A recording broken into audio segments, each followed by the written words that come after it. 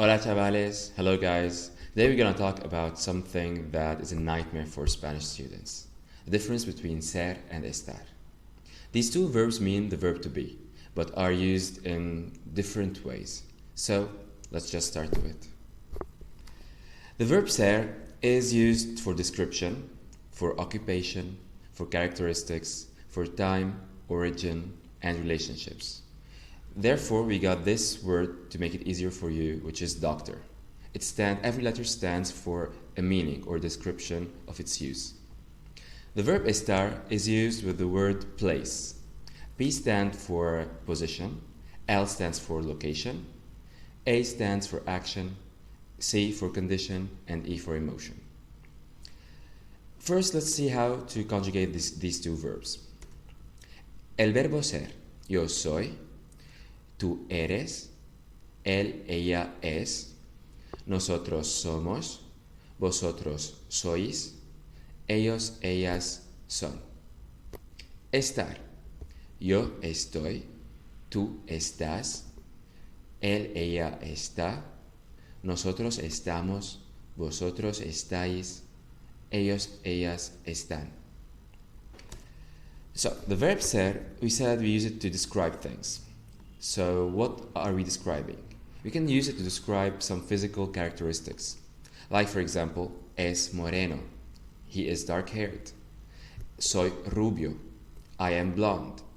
Eres alto. You are tall. Somos bajos. We are short. These characteristics won't change. It's something permanent. If I was born blonde, I'm not going to be dark-haired all of a sudden. Or if I'm tall, I'm not going to be short. So these characteristics are physical ones, but are permanent. The second use is occupation. I know that some people can change their jobs or their occupations, but here it's like if you study a career, it's something permanent. So we use it with the verb ser. Soy profesor. I am a professor. Sois bailarines. You guys are dancers. Son cantantes. They are singers. Eres ingeniero. You are an engineer. And well, we have to note that when we use the verb ser más el trabajo, más the occupation, we don't use an article. We don't say soy un profesor. We say directly soy profesor. The next one is the characteristics used to describe a quality, not a physical one, something of your persona. So it's like we describe it a quality of people and objects as well. Ese coche es caro. This car is expensive. Es una persona inteligente. She's an intelligent person, a smart person. Soy simpático. I am a nice person. Somos buena gente. We are good people. Sois malos. You are bad. El verbo ser also have another characteristic, which is time. We use it to tell the time.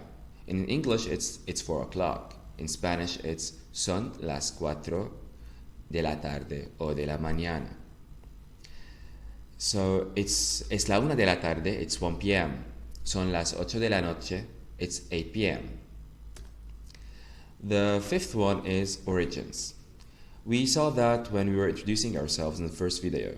When we wanted to introduce ourselves, we said, I am Spanish, soy español. Or I am from Madrid, soy de Madrid.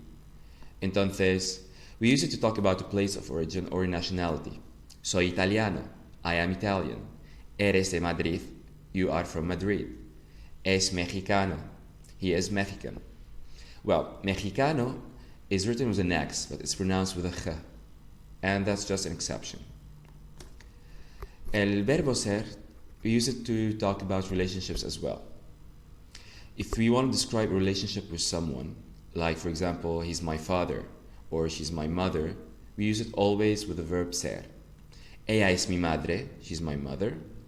Yo soy tu novia, I am your girlfriend. Ellos son mis abuelos, they are my grandparents. Sois mis padres, you are my parents. And the last one, well, when we want to talk about an event or something that isn't physical, and we want to talk about its location, we use it with the verb ser. For example, la boda es en la iglesia San José. The wedding is in the church San José. Here we are talking about the wedding. It's an event. It's not something that has a body. So that's why we use it with the verb ser. Or the exam is in the classroom 15. El examen es en el aula 15. La fiesta es en mi casa. The party is at my house. Now let's move forward with the verb estar. The verb estar, we talk about positions, like something is located on something. For example, la pelota está en el suelo. El lápiz está sobre la mesa. The ball is on the ground. Its position is on the ground. The pencil is on the table. The next one is a location.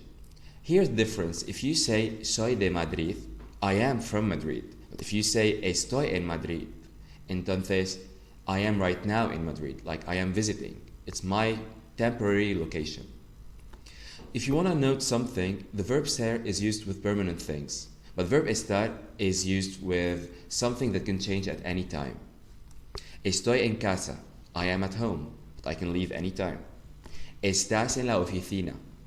You are at the office. Estamos en Barcelona. We are in Barcelona right now. Next one is the verb, the present continuous. It's formed with the verb estar más el gerundio, the gerundive. Estoy bailando. Está cantando. I am dancing. He is singing. Estamos escribiendo. Estáis comiendo. We are writing. You guys are eating. It's always the verb estar, estoy, estás, está, estamos, estáis, están, plus the gerundio. The gerundio, we'll talk about it later in other videos to talk about how we form it, but for now it's just a notion. The next one is the condition. For example, we use estar to describe someone's condition, a physical one or a psychic one. Like, estoy enfermo, I am sick.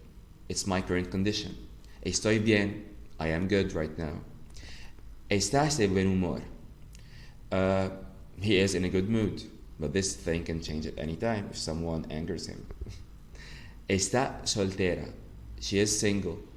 We use the current relationship status, like I am single, I am married, I am in a relationship, with the verb estar, because this thing can be changed at any time. I am single now, but I can get in a relationship like 2 days from now. Or I am now with someone, we can break up after a month or two. So that's why it's temporary and it's used with the verb estar. Estamos en forma, we are in good shape. Está casado, he is married. The next one is emotions. Since emotions are temporal, we use estar to describe them. So, estamos felices, we are happy. Estoy triste, I am sad. Estás enfadada, you guys are. Estás enfadada, you are angry. You guys are excited, estáis emocionados. Estoy preocupado, I am worried. Now, guys, I want you to use these verbs, verb ser and verb estar, in some sentences. Try to describe something about your emotional state, for example. Try to tell me about your profession, about what you do, and I'm waiting to correct your examples in the comment section. I hope you like this video, and don't forget to follow me on Instagram. The page is Spanish with Alvaro, and don't forget to subscribe. See you guys.